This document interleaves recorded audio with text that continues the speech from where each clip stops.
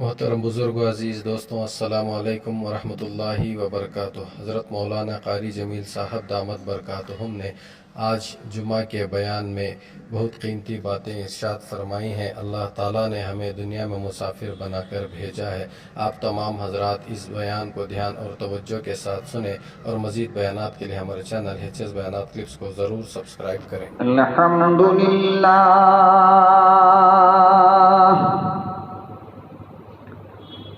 الحمدللہ نحمده ونستعینه ونستغفره ونؤمن به ونتوکل علیہ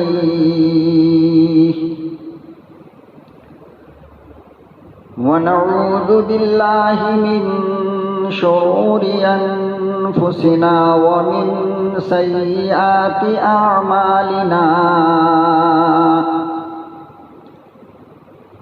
من يهده الله فلا مضل له ومن يضلله فلا هادي له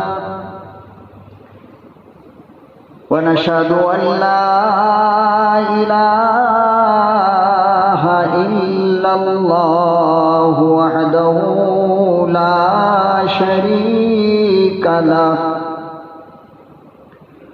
ونشهد أن سيدنا ونبينا وشفيعنا وحبيبنا وطبيبنا ومرشدنا ومولانا محمدا عبده ورسوله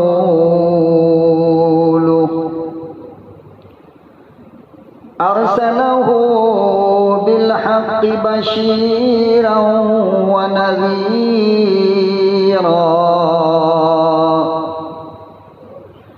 وداعيا إلى الله بإذنه وسراجا منيرا أما بعد فأعوذ بالله السميع العليم من الشيطان الرجيم بسم الله الرحمن الرحيم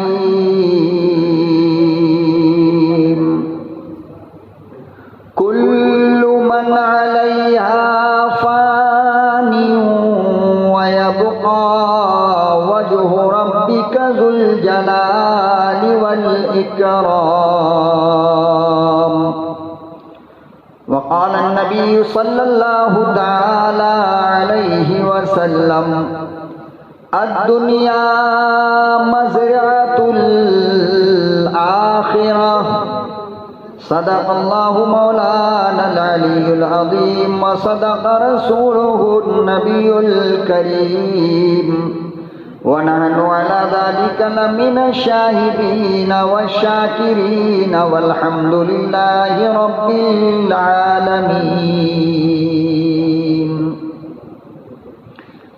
درود شریف پڑھ لے۔ اللہم صلی علی سیدنا محمد وعلی آل سیدنا محمد وبارک وسلم۔ اللہم صلی علی سیدنا محمد وعلی آل سیدنا محمد وبارک وسلم۔ اللہم صلی علی سیدنا محمد وعلی آل سیدنا محمد وبارک وسلم۔ نہایت قابل قدر بزرگوں اور دوستوں، میرے پیارے نوجوانوں، عزیز بچوں،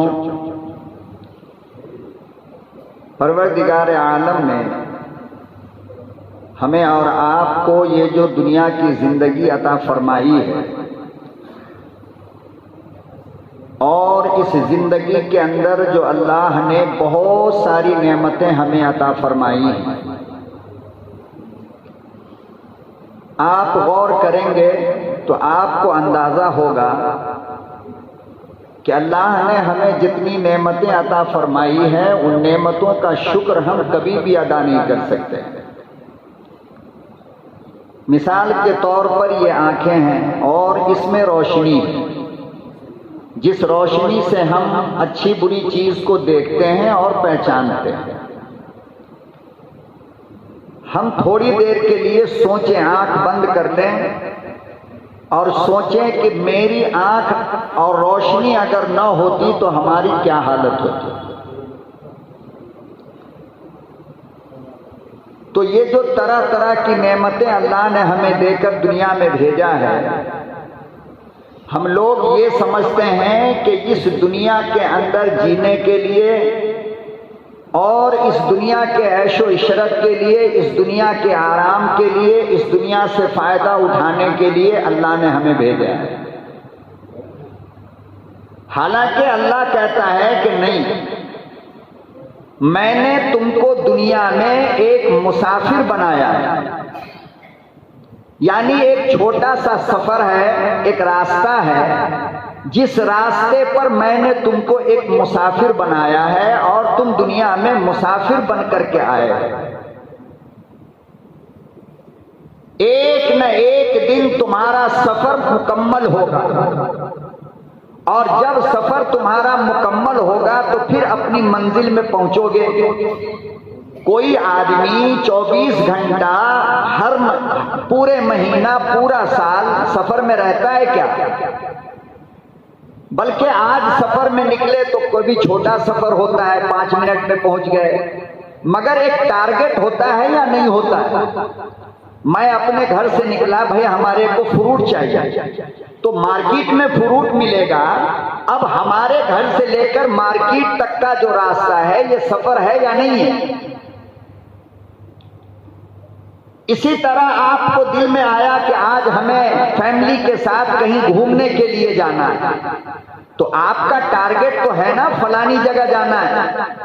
تو جب تک کہ وہ جگہ آ نہ جائے، ہمارے گھر سے لے کر اس جگہ کے بیچ کا جو راستہ ہے یہ سفر والا راستہ ہے یا نہیں؟ مزید بیانات کے لیے HS بیانات کلپس کو اللہ کہتے ہیں کہ میرے بندو، تمہارا جو اوریجنل گھر تھا وہ تو ماں کا پیٹ تھا، کہ وہاں سے تمہاری زندگی کا سفر شروع ہوا، لیکن تم نے کبھی یہ غور نہیں کیا کہ آخر یہ سفر مکمل کہاں ہوگا اور ہماری منزل کون سی ہوگی۔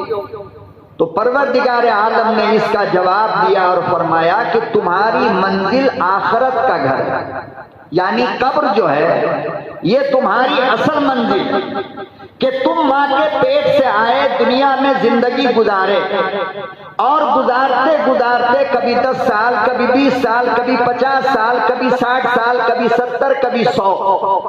بہرحال اگر کسی نبی کی طرح اللہ تم کو 1000 سال کی عمر دے دے، پھر بھی تمہیں قبر میں جانا ہے یا نہیں جانا؟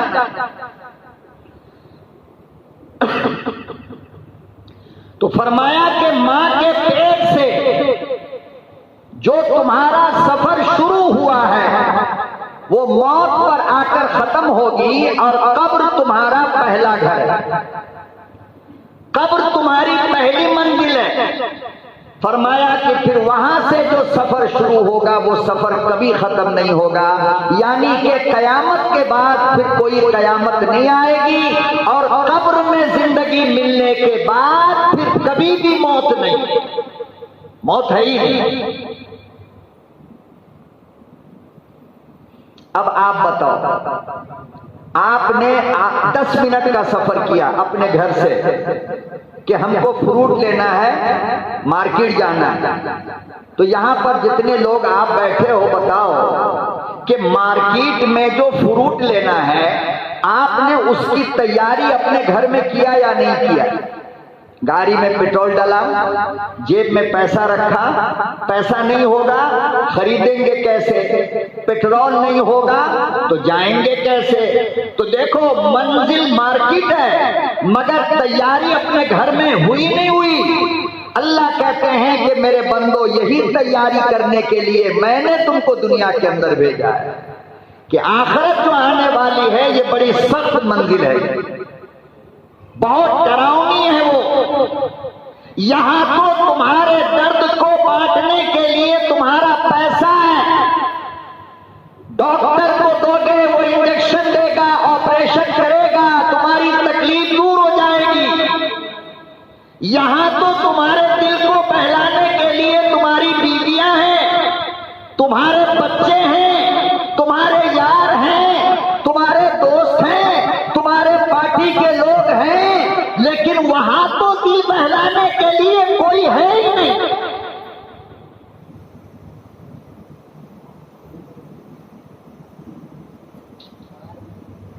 یہاں تو سر میں درد ہوا، ایک فون مارا، 4 آدمی آ گئے۔ آتے نہیں آتے؟ بھائی صاحب کے سر میں درد ہو رہا ہے، لیکن وہاں کون آئے گا اور کس کو بلاؤ گے؟ تو اللہ کہتے ہیں کہ مجھے تعجب ہے اس بات پر کہ جہاں پہ تمہارے درد کو بانٹنے والے ہزاروں لوگ ہیں، یہاں کی تو بڑی تیاری کر رہے ہو، یہ کپڑا لاؤ، وہ پانی لاؤ، وہ شربت لاؤ، یہ بینک سے لاؤ، وہ گاڑی لاؤ، وہ گھوڑا لاؤ۔ یہاں تو ہزاروں لوگ ہیں تمہارے دل کو بہلانے کے لیے، تو یہاں کی تم اتنی تیاری کرتے ہو، جس قبر کے اندر تیرے اور تیرے رب کے سوا کوئی نہیں، وہاں کی کوئی تیاری ویاری کیے؟ کیا تیاری؟ سچی بات بتاؤں، ہم لوگ بڑی گہری نیند میں سو رہے ہیں، کوئی جگانے والا نہیں ہے ہم کو۔ کون جگائے؟ اتنی گہری نیند کہ مستی کے وقت دنیا میں ایک لمحے کے لیے، ایک پل کے لیے ہمیں ہماری موت یاد نہیں آ رہی، ورنہ آدمی بدماشی نہیں کرے گا۔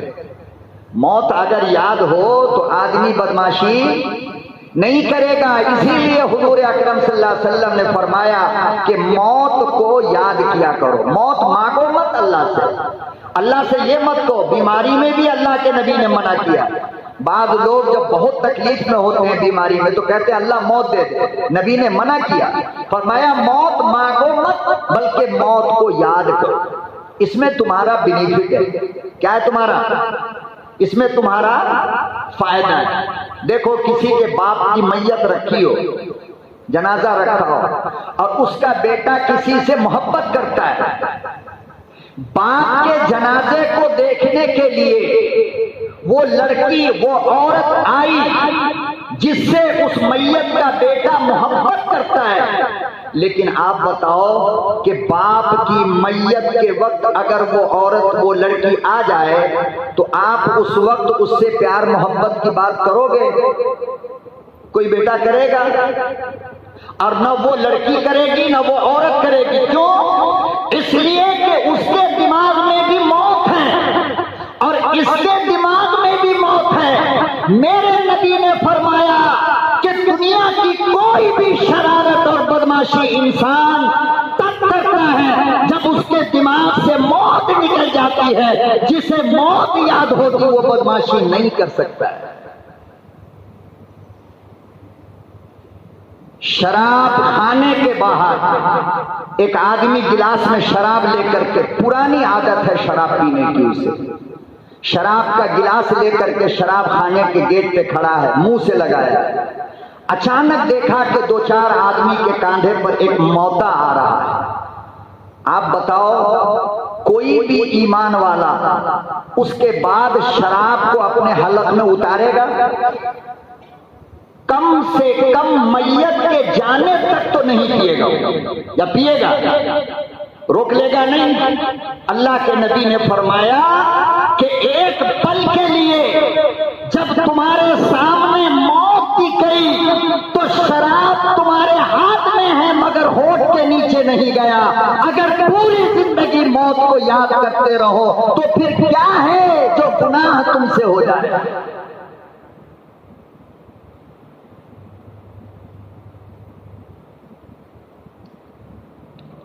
تو اللہ کے نبی صلی اللہ علیہ وسلم نے فرمایا کہ یہ جو دنیا ہے نا، اور یہ جو دنیا کے اندر اللہ نے تم کو مسافر بنا کر کے بھیجا، وہ فقط اس لیے کہ تم اپنی اصل منزل کی تیاری کرو۔ یہ سونا، یہ چاندی، یہ مال، یہ دولت، یہ جوانی، یہ حسن، یہ بنگلہ، یہ گاڑی، یہ زمین، یہ لیڈرشپ، کوئی چیز بھی تمہاری آنے والی نہیں ہے، کام آئے گی تو وہ فکر جو تم نے قبر کے لیے کیا ہے، اپنی آخرت کے لیے کیا ہے، اپنی موت کے لیے کیا ہے۔ اللہ یہ نہیں کہتا ہے پیسہ مت کماؤ، اللہ نے کب منع کیا پیسہ کمانے سے؟ بلکہ اللہ کے نبی نے تو کہا ہے کہ پیسہ کماؤ اور محنت کرو اپنی بیوی بچوں کے حقوق کو ادا کرنے کے لیے، یہاں تک نے فرمایا کہ اتنا پیسہ کماؤ کہ تمہاری نسل کسی کی محتاج نہ ہو۔ اور آگے کیا فرمایا؟ بیوی پہ خرچ کرنا صدقہ، بچوں پہ خرچ کرنا صدقہ، یہ نمک کی تھیلی جو اٹھا کر کے لاتے ہو نا اپنے گھر کے لیے، اللہ کے نبی صلی اللہ علیہ وسلم نے فرمایا یہ بھی صدقہ ہے۔ کیوں؟ اس لیے کہ بیوی بچوں کے حقوق کے لیے لائے۔ مزید بیانات کے لیے HS بیانات کلپس کو سبسکرائب کریں۔ یہ جو ایک گلاس شربت لے کر کے مارکیٹ سے آئے اپنی بیوی بچوں کے لیے، فرمایا یہ بھی صدقہ ہے۔ یہ جو کپڑا خرید کر لاتے ہو یہ بھی صدقہ ہے۔ یہ جو جوتا چپل خرید کر لاتے ہو یہ بھی صدقہ ہے۔ یہ جو کنگھی لاتے ہو خرید کر یہ بھی صدقہ ہے۔ فرمایا اپنی بیوی بچوں پہ جو خرچ ہو یہ صدقہ ہے۔ ظاہر بات ہے کہ اسلام اگر کمانے سے منع کر دیتا تو پھر یہ خدمت کون کرے گا، کہاں سے کرے گا؟ ہاں البتہ اسلام یہ کہتا ہے کہ حلال کماؤ، جھوٹ بول کر مت کماؤ۔ وَلَا تَنْقُصُوا الْمِكْيَالَ وَالْمِيزَانَ، ناپ تول میں کمی زیادتی کر کے مت کماؤ، یہ حرام ہے۔ اور اس کا کھانا بھی حرام، اور اس کی وجہ کر تمہاری نسل بگڑ جائے گی، اولاد بگڑ جائے گی، اس کی صحت خراب ہو جائے گی۔ حضرات انبیاء اکرام خود تجارت کرتے تھے۔ حضرت ادریس علیہ السلام کتابت کیا کرتے تھے، کتاب بیچتے تھے۔ حضرت موسیٰ علیہ السلام نے حضرت شعیب کی بکریاں چرائی، کون نہیں جانتا۔ امام ابو حنیفہ رحمۃ اللہ علیہ کی کپڑے کی دکان تھی، امام مالک عطر کی دکان تھی، امام شافعی کی برتن کی دکان تھی، احمد ابن حنبل تاجر تھے۔ ارے دنیا کے سارے نبی نے کمایا ہے، سارے صحابہ نے کمایا ہے، تمام ائمہ نے کمایا ہے، اور کوئی اللہ کا ولی تب تک نہیں بن سکتا جب تک تجارت نہ کرے۔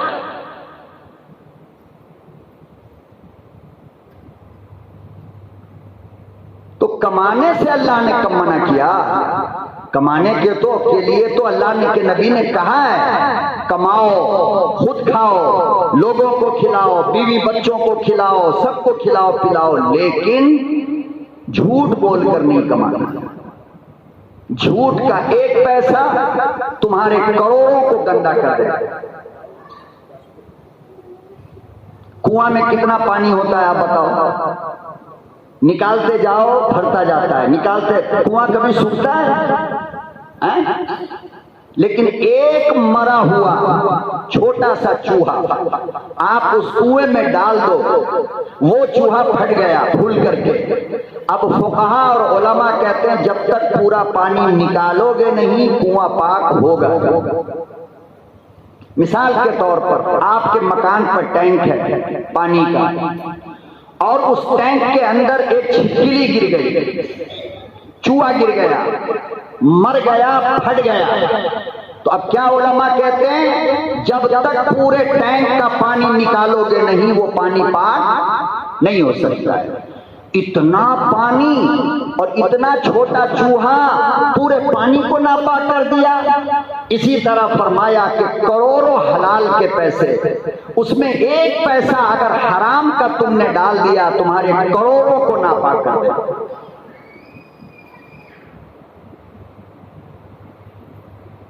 ہم لوگ کیا کر رہے ہیں پیسہ کمانے کے لیے؟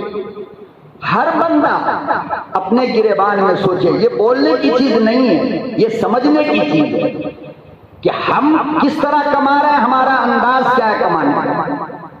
نہ ہم جھوٹ چھوڑتے ہیں، نہ ہم دھوکہ دینا چھوڑتے ہیں۔ حضرات علماء نے لکھا ہے، امام اعظم ابو حنیفہ کا یہ فتویٰ ہے، اور ہدایت کے اندر یہ مسئلہ لکھا ہوا ہے کہ اگر کسی نے اپنے سامان کا عیب چھپا کر کے سامان بیچا، فرمایا یہ بھی حرام ہے، جائز نہیں۔ عیب بیچنے والے کو دکھا کر کے بتاؤ۔ آج تو بروکر لوگ شادی کرواتا ہے، رشتہ لگاتا ہے، اور ہزاروں عیب لڑکے کے اندر ہوتی ہے، بیمار ہوتا ہے، تعلیم نہیں ہوتی، صحت نہیں ہوتی، اپنا مکان اپنی جائیداد نہیں ہوتی، اور بیٹی والوں کے گلے میں جھوٹ بول کر کے ڈال دیتا ہے۔ کرائے کے مکان کو کہہ دے گا اپنی بلڈنگ، دوسرے کی گاڑی کھڑی ہے کہہ دے گا اپنی کار ہے، ایس ایل سی فیل ہے کہہ دے گا ڈگری کیے ہوا ہے، صرف اس لیے بروکری کے 4 پیسے کو حاصل کرنے کے لیے۔ بتاؤ یہ جائز ہے؟ یہ دھوکے کی کمائی جائز ہے؟ یہ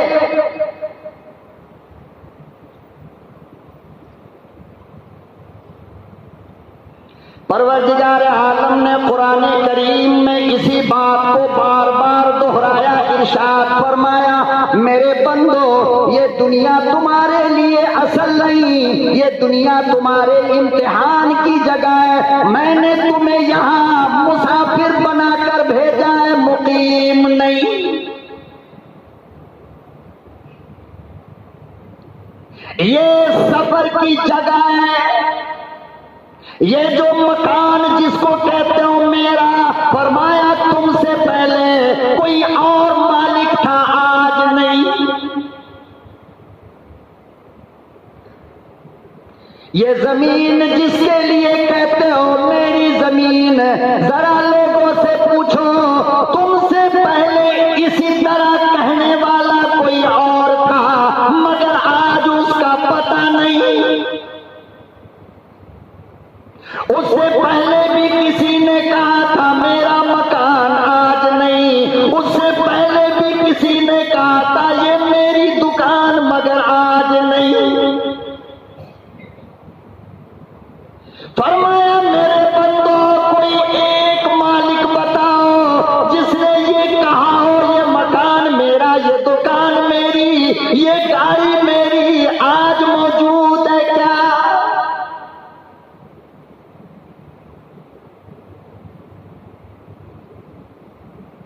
میرے بابا نے کہا یہ اولاد میری، مگر آج وہ بابا موجود نہیں۔ اس کے ابا نے کہا تھا یہ بیٹا میرا، مگر آج وہ ابا موجود نہیں۔ کوئی ایک بندہ تو بتاؤ نا کہ جس نے یہ کہا ہو یہ میرا، اور آج وہ ہے۔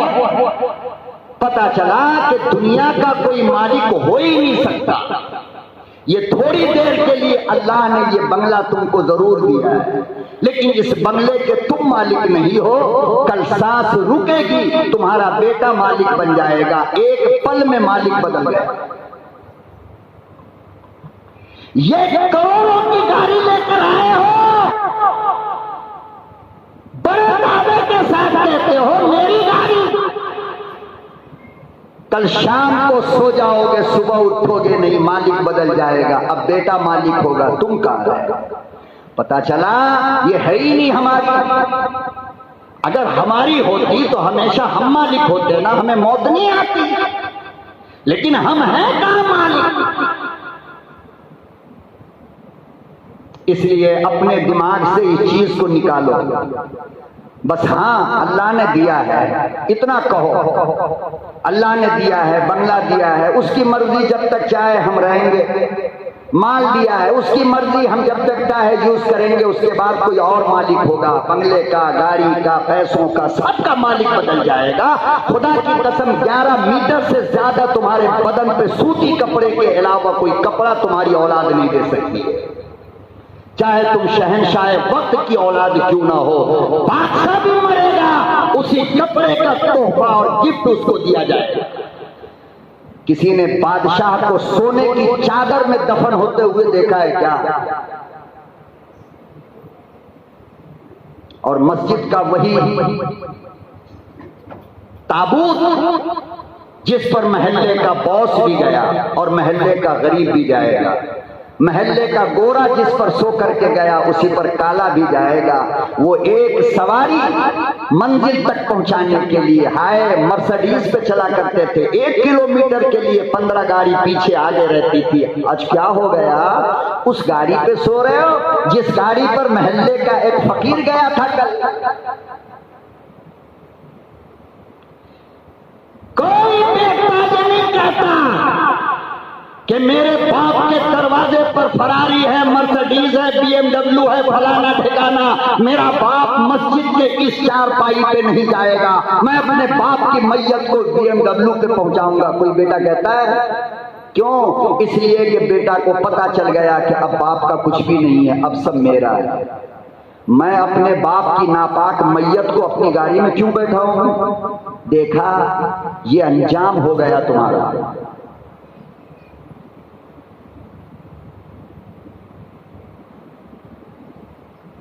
اسی لیے امام الانبیاء محبوب کبریا حضرت محمد مصطفیٰ صلی اللہ تعالی علیہ وسلم نے ارشاد فرمایا الدنیا مزرعۃ الآخرہ. او میرے غلاموں, او مصطفیٰ کے چاہنے والوں, او محسن انسانیت کے دیوانوں, او میری امت کے لوگوں, یہ دنیا تمہیں دھوکے میں نہ ڈالے, یہ تمہیں مکر و فریب کا شکار نہ بنا لے. یہ دنیا تو آخرت کے لیے کھیتی ہے. جیسی کھیتی کرو گے آج جو تم کھیت میں ڈالو گے کل قبر میں وہی ملے گا. مزید بیانات کے لیے HS بیانات کلپس کو سبسکرائب کریں.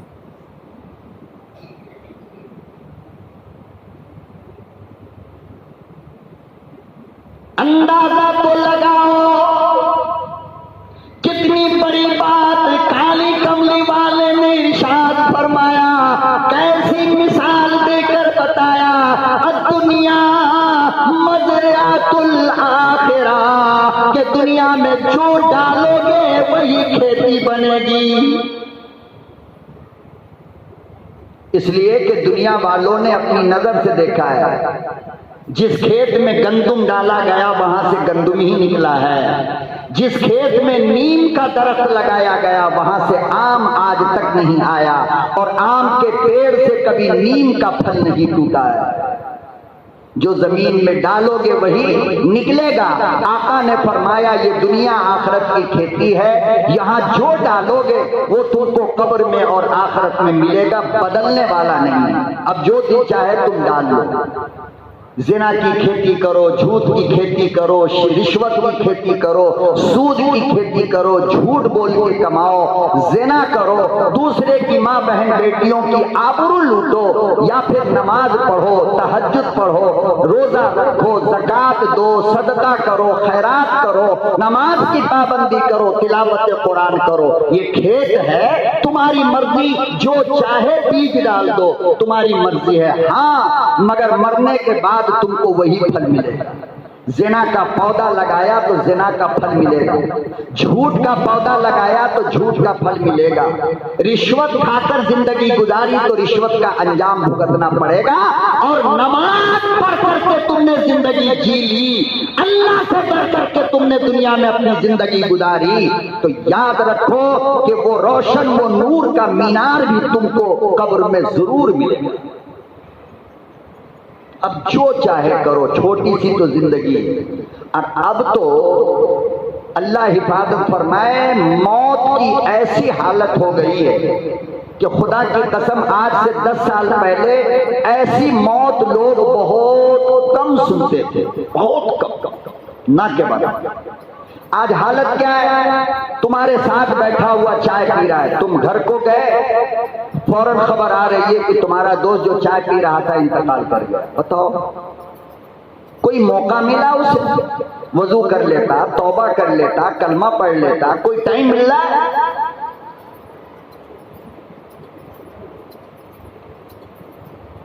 پتہ نہیں کب آ جائے, کس وقت آ جائے, کس حالت میں آ جائے. تو اب تو حالت یہ ہو گئی ہے کہ فرصت تک نہیں ملتی, موقع تک نہیں ملتا ہے, اور آدمی کیا بچہ, کیا جوان, کیا بوڑھا, ابھی دیکھو بمبئی کے اندر 2 دن پہلے کی بات ہے، آپ نے سوشل میڈیا پہ دیکھا ہوگا، اسکول کی چھٹی ہے، میاں بیوی 2 بیٹی، 16 سال کی ایک، 9 سال کی ایک، 35 سال کی بیوی، 40 سال کا شوہر، چاروں گئے بمبئی گھومنے کے لیے، گھوم پھر کر کے آئے، رات کو ہوٹل میں کھانا کھایا، اور کھانا کھا کر کے گھر آئے، فریج میں کرنگلا رکھا تھا، تربوز رکھا تھا، نکال کر کے تربوز کھایا ہے 2 بجے، 5 بجتے بجتے صبح میں چاروں کے پیٹ میں درد شروع ہوا، الٹی آئی، جلاب آیا، سب سے پہلے بڑی بیٹی انتقال کر گئی، پھر چھوٹی والی انتقال کی، پھر بیوی انتقال کی۔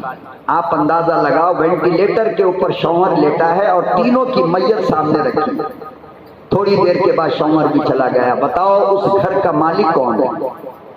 جس گھر سے یہ چاروں جنازہ اٹھا، ہمارے دل میں ابھی بھی موت کا یقین نہیں، اسے دیکھ کر کے بھی ہم کہتے ہیں ہو گیا، چھوڑو، ہونا تھا ہو۔ اس سے زیادہ ہمیں کچھ نظر آ رہا ہے؟ سوشل میڈیا پہ آیا، فوٹو دیکھ لیا 2 مرتبہ کا، آہا، بس اس کے بعد بھول گئے۔ آپ بتاؤ کیا یہ سب کچھ ہم لوگوں کے ساتھ نہیں ہو سکتا ہے؟ تو کون سا موقع مل رہا ہے ہمیں نیک عمل کرنے کا؟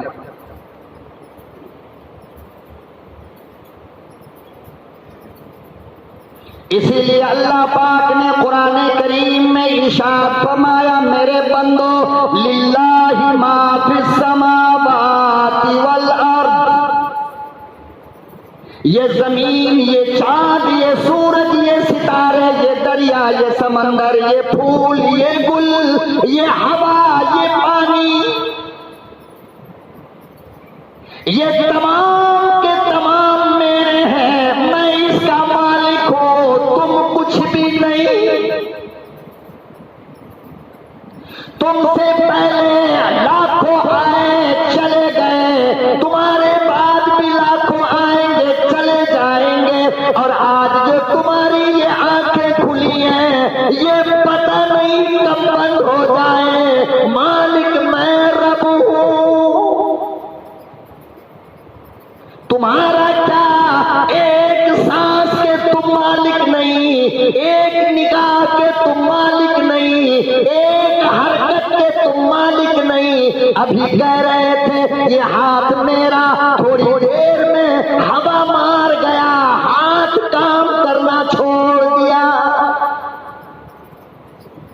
دیکھ لیا نا کتنی طاقت ہے، بچا لیا اپنے ہاتھ کو۔ جس آنکھ پہ غرور کرتے ہو، یہ آنکھ میری، چھوٹا سا تنکا آنکھ میں آ کر کے پڑ جائے تو آنکھ بند ہو جاتی ہے۔ اللہ کہتے ہیں بس یہی حیثیت ہے تمہارے آنکھ کی، تم اگر مالک ہوتے یہ تنکا، یہ کیڑا تمہاری آنکھ میں نہیں آتا، پتہ چلا یہ آنکھ میں نے دیا اور میں مالک ہوں اس کا، تم کہاں سے مالک ہو؟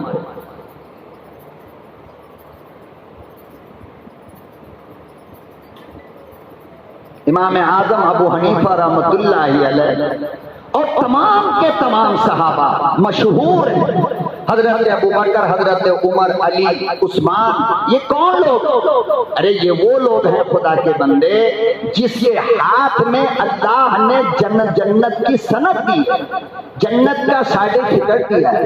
ابو بکر جنتی، اللہ کہہ رہا ہے، عمر جنتی ہو، اللہ کہہ رہا ہے، ابو ذر جنتی ہو، انس جنتی ہو، ابو سعید جنتی ہو، عثمان جنتی، میرے نبی آپ کے تمام صحابہ جنتی۔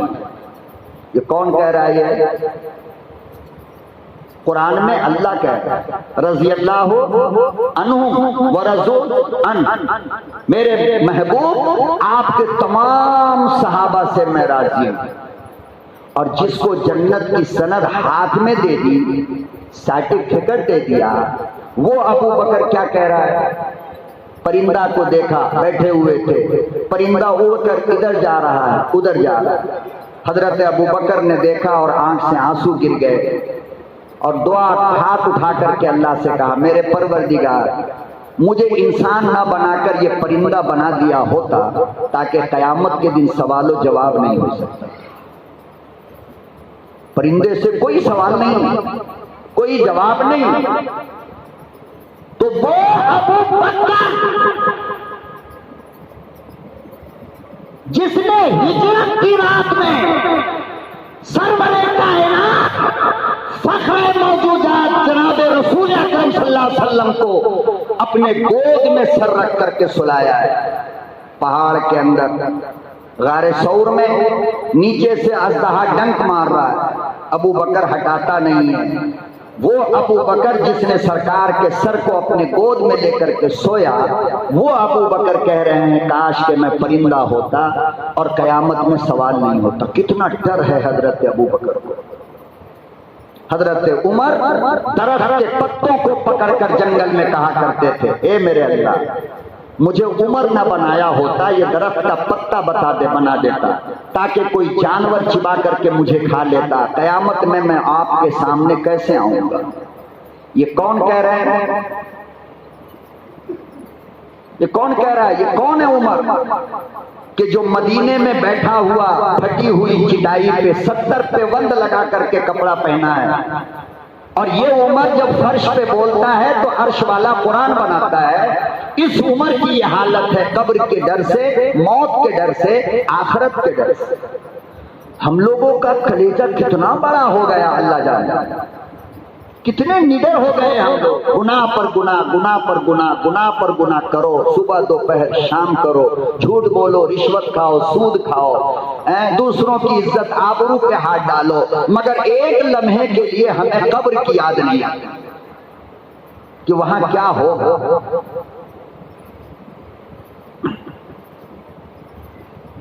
امام الانبیاء محبوب کبریا حضرت محمد مصطفیٰ صلی اللہ تعالی علیہ وسلم نے ارشاد فرمایا، لوگوں ایک وقت آئے گا جب دنیا فنا ہو جائے گی، دنیا ختم ہو جائے گی، اور پھر اللہ کی عدالت لگے گی۔ اللہ پاک کرسی پر بیٹھا ہے، تمام کے تمام نبیوں کی جماعت بیٹھی ہے، اور سارے نبی کی امت اپنی اپنی قبر سے نکل کر میدان محشر میں جمع ہے۔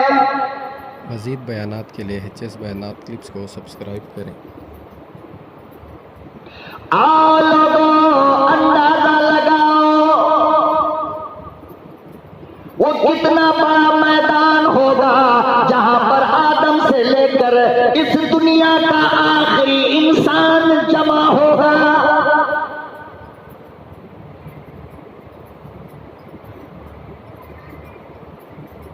پھر اللہ پاک مسجد سبحانیہ میں جمعہ پڑھنے والے اور اپنے مجرم خطیب کی بات سننے والے عبد الرحمان صاحب کو بلائیں گے۔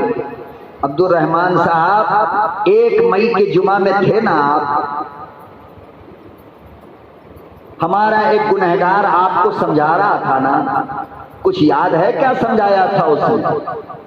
اس کی تو نہ مانی۔ آج میری عدالت میں آئے ہو تو 5 سوالوں کا جواب دینا پڑے۔ کتنا؟ کتنا؟ اور نبی کیا کہہ رہے ہیں معلوم؟ لا تزالو قدم ابن آدم یوم القیامہ، کہ میدان محشر میں خدا کے 5 سوالوں کا جواب دیے بغیر نبی بھی اپنی جگہ سے ہل نہیں سکتا ہے۔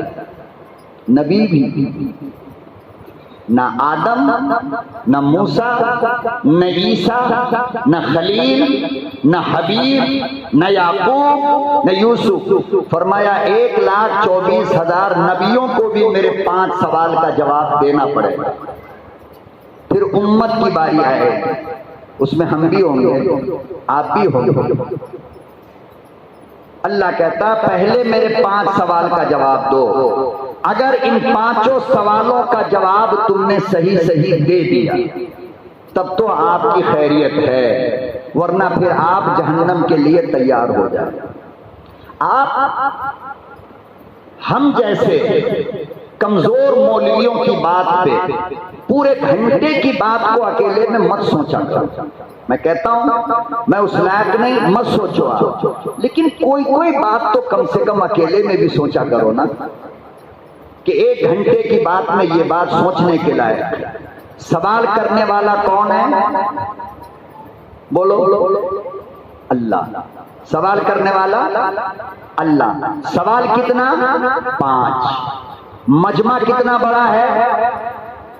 اربوں کھرب انسانوں کا.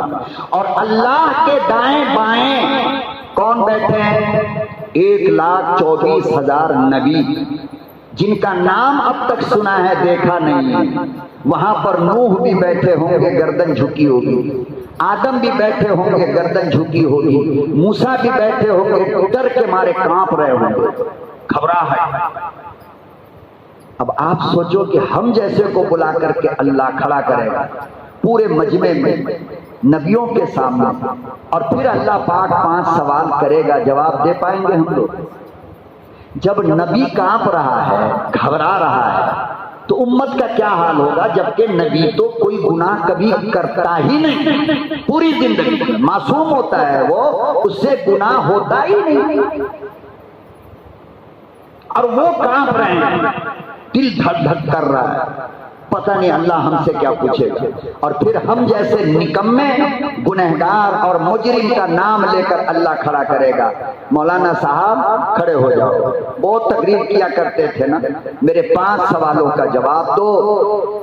سوچ کر کے دیکھ لینا اکیلے میں، جب گناہ کا خیال آئے تو مولوی کی اس بات کو سوچ لینا کہ 5 سوال کا جواب دینا ہے، انشاءاللہ گناہ چھوٹ. اللہ اکبر و کبیرہ. کتنا ٹف سوال ہے، اندازہ لگاؤ. پہلا سوال کتنا مشکل کر رہا ہے. عدالت رب کعبہ کی، آقائے دو جہاں کی امت کھڑی ہے. میرا تیرا نبی سامنے بیٹھا ہے. جب تجھے بلایا گیا، تیرے محبوب کی آنکھیاں تجھے دیکھ رہی ہے. نبی کے سامنے بیٹھے ہو، اللہ سوال کرنے والا. سب سے پہلا سوال مسلمانوں دیکھو کتنا سخت ہے. نمبر 1، عن عمری فیما افناہ. میرے بندے، پہلا سوال یہ ہے کہ تو نے اپنی پوری زندگی کہاں گزاری؟ پوری زندگی کہاں گزاری؟ یہ پہلا سوال. اب ذرا جمعہ کے بعد جا کر کے سوچ لینا اکیلے میں کہ ہم اس وقت جواب دیں گے تو کیا دیں گے. جھوٹ تو چلے گا نہیں، اور سچ بولے تو بچیں گے نہیں. تو بچا کیا؟ اللہ میاں 24 گھنٹے کا 12 گھنٹہ ہم موبائل پہ رہتے تھے، اور وہاں پر ہم وہ چیز دیکھتے تھے جو آپ کو بول نہیں سکتے. شرم آ رہی. جیسے کہ میرے اللہ کو معلوم نہیں کیا دیکھتا تھا. پھر کہے گا اللہ بڑی سپر ہٹ فلم آئی تھی، تو 3 گھنٹہ وہاں بیٹھ گئے تھے. پھر اللہ میاں دن میں 15-20 مرتبہ دوسروں کی ماں بہن بیٹی کو بہت غور سے دیکھ لیا کرتے تھے. اللہ کہیں گے شاباش. جبریل علیہ السلام ان کو پھول کا ہار پہنائیے اور جنت الفردوس میں لے جا کر پٹک دیجیے. ان اموری ہی فیما افناہ. فرمایا کہ پہلا سوال یہ بتا کہ تو نے اپنی زندگی کہاں گزاری. مطلب کیا؟ زندگی کے ایک ایک سانس کا جواب دینا پڑے. صبح کا جواب، دوپہر، شام، رات، تنہائی، اکیلا، سفر، حضر، مکان، دکان، مسجد، ہر ایک کا جواب کیا ہے؟ ہمیں دینا ہے، سچ سچ دینا ہے. کون دے پائے گا بتاؤ؟ ہے ہمت؟ اسی سوال سے ڈر کر کے نبی کانپ رہے ہیں کہ اللہ کے سوال کا جواب دینا کتنا مشکل ہے. اور یہ نہیں کہ پرچی میں لکھا ہوگا سوال تو ذرا سوچ سوچ کے جواب دیں گے نا. ڈائریکٹ پورا مجمع ہے، سارے نبی ہیں، اللہ اپنی کرسی پہ تشریف فرمائے، سامنے لا کر کھڑا کر دیا، اور اللہ پوچھتا ہے مولانا جمیل صاحب آپ ہیں؟ ہاں اللہ میاں ہم ہی. تو ان عمری ہی فیما افناہ. بتائیے آپ نے اپنی زندگی کہاں گزاری؟ کتنا حرام کھایا، کتنا جھوٹ بولا، کتنا رشوت لیا، کتنی نماز چھوڑی، کتنوں کو گالی دیا، کتنے پہ ظلم کیا، کتنے سے حسد کیا، کتنے سے کینہ کیا، کس پر تم نے نہ غصہ ہوئے، اور کتنے حقوق تم نے لوگوں کے مارے ہیں۔ پوری زندگی کا ڈیٹیلز دو۔ ہم میں جتنے لوگ بیٹھے ہیں ذرا سوچ کر کے دیکھ لینا، نماز کے بعد کسی کے پاس کوئی جواب ہے؟ لیکن اللہ کے نبی کیا کہتے ہیں؟ اس کے جواب کے بغیر کوئی فیصلہ ہوگا ہی نہیں، نہ جنت کا نہ جہنم کا۔ پہلے جواب دو پھر فیصلہ سنا جائے۔ تو یہ پہلا سوال ہے ان اموری، کہ تم نے اپنی زندگی کہاں گزاری۔ اب اس کا سب سے آسان جواب اگر دینا ہے، سب سے آسان جواب وہ کیا ہے؟ اب تک جتنا ہوا اس پہ اللہ سے معافی مانگنا، چونکہ یہ دروازہ تو کھلا ہے نا ہمارے لیے۔ جب ہم معافی مانگتے ہیں تو فرشتے ہمارے ڈائری سے اس گناہ کو ریمو کر دیتے ہیں، اس کو کیا کرتے ہیں؟ ختم کر دیتے ہیں۔ یہ ہماری سانس تک اللہ نے ہم کو موقع گفٹ میں دیا ہے کہ ٹھیک ہے، آدمی ہو، انسان ہو، گناہ ہوگا تو ہو گیا، اس کے اوپر اللہ سے معافی مانگ لو، اللہ میاں مجھے معاف کر دے، اور آئندہ نہ کرنے کے لیے اللہ سے وعدہ کر لو۔ اللہ تعالیٰ آئندہ گناہ نہ کرنے کا آپ سے وعدہ کرتے ہیں، اور اس وعدے کے ساتھ ایک بات اللہ سے اور کہہ دینا، کیا کہ اس وعدے کو پوری کرنے کی طاقت اللہ آپ مجھے دے دیجیے۔ چونکہ ہم انسان ہیں نا، کہیں پھر ہم نہ بہک جائیں، اس لیے اللہ میاں آج تو ہم نے توبہ کر لیا، آئندہ نہ کرنے کا وعدہ کرتے ہیں، لیکن اس وعدے کو نبھانے کی طاقت ہمیں آپ دیجیے گا۔ اور پھر اس کے بعد کیا کرنا ہے؟ جتنا موقع ملے اللہ اللہ کرتے رہو، چلتے پھرتے اٹھتے بیٹھتے کھاتے پیتے، سب سے آسان طریقہ ہے اللہ کا نام لیتے رہو، کوئی غلط خیال آئے گا ہی نہیں دل کے اندر۔ بات سمجھ میں آ رہی ہے؟ اور اس کے بعد کیا ہے؟ نماز کے بارے میں، نماز ہے، روزہ ہے، حج ہے، زکوٰۃ ہے، یعنی اپنے آپ کو سدھار لو اور اپنی اصلاح کر کے باقی زندگی گزارنے کی اللہ سے کوشش کرو، اور ساتھ میں دعائیں بھی مانگتے رہو تاکہ اس پہلے سوال کا جواب ہم اللہ کو دے سکے۔ اس کے بعد کے جو 4 سوال ہے وہ اور زیادہ ٹف ہیں، انشاءاللہ اس کے تعلق سے آئندہ جمعہ کو ہم بات کریں گے۔ اللہ عمل کی توفیق عطا فرمائے۔ وآخر دعوانا ان الحمدللہ رب العالمین۔